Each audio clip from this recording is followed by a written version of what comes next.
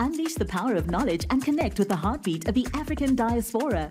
Download our African Diaspora News Channel app now on Google Play and Apple App Store. Stay informed with authentic and diverse perspectives, breaking news, and cultural insights.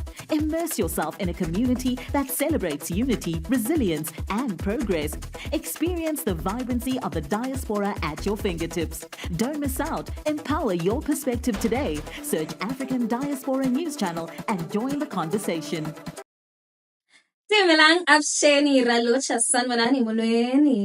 is Naledi Mfoloe, and it is my absolute pleasure to welcome you to the latest edition of the African Diaspora News Channel, where we unravel the stories that shape our world and our community.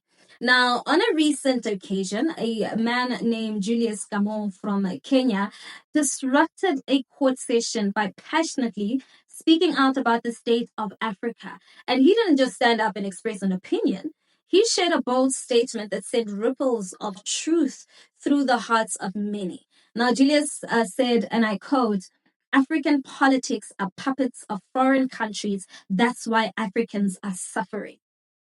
And you know what? He's absolutely right. Let's check this out. There's no justice in this country. There's no justice for the people in this country. The justice system in this country is broken. We cannot persevere. We cannot go like this. We must fight to the very end. I'm ready to die for Africa. Africa has suffered for so long. And I was with us coming. We are brothers. Release our brothers. Release our brothers. Where is Yagi? Where is Yagi? I see the hands. Release our brothers. Where is Yagi? People, as we are needed from Yagi, our own patriots. One says that every Kenyan has got a duty and a responsibility to fight against oppression. So regardless of who you are, regardless of where you come from, regardless of your status in life, your dream is valid. Now, as an African, I can't help but agree, because the harsh reality is Africa's problems are not just local and not just about our leaders' incompetence or corruption.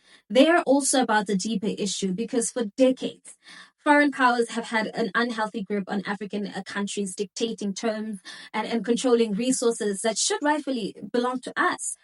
But our politicians, many of whom we have voted for, have allowed this to happen willingly or out of weakness, right? But I think that the idea that we as Africans have been sold by our own governments is not just a theory, it's a painful truth. Because when Julius stood up, he was saying what many of us have been screaming for years. Our governments, many of them, have failed us by bowing down to foreign interest, selling off our heritage, our resources, and our dignity to the highest bidder. So the irony is that it's always the same foreign powers, right? The Western countries that once colonized us and continue to benefit from Africa's natural wealth while we remain impoverished. They've succeeded in turning African leaders into puppets with strings pulled from afar. And you can look at the deals that have been struck under the table. The policies that are pushed through that serve foreign corporations more than they truly serve African people. Our resources are being extracted from our soil only to benefit others while our communities continue to suffer. And we see foreign governments and international corporations using aid and debt as tools of control. And what does our own leadership do?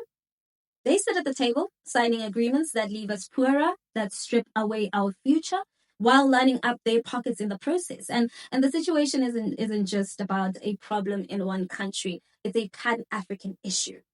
We are all dealing with the consequences of leaders who, instead of standing up for the people, have chosen to serve foreign interests. And it's a betrayal. And it's frustrating and it's painful, because it feels like we have been sold out. Our African heritage, our values, our identity are all being chipped away by the very people we trusted to protect us. Now, I know, right? Some people might say, well, he shouldn't have disrupted the court session, or there's a time and place for everything. But honestly, when is the right time? When is the right time to speak out against the systemic betrayal that has been happening for decades? When do we say enough is enough? Julius didn't wait for the perfect moment. He saw the injustice and he spoke his truth. So as a South African, I stand 100% behind him. And I stand behind the truth that Africa has been systemically oppressed, both from within and from outside. And we have to stop pretending that everything is okay.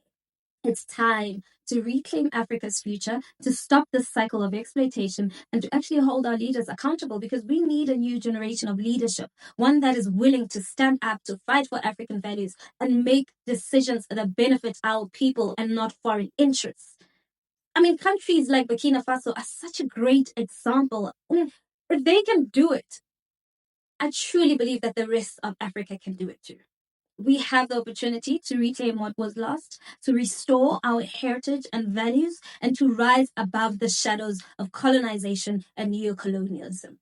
But it starts with speaking out, with demanding that those in power, whether local or foreign, are actually held accountable. What are your thoughts on this? Please, let's continue to have this conversation in the comment section. I really want to hear from you. And while you at it, please don't forget to give this video a thumbs up. That's it from me.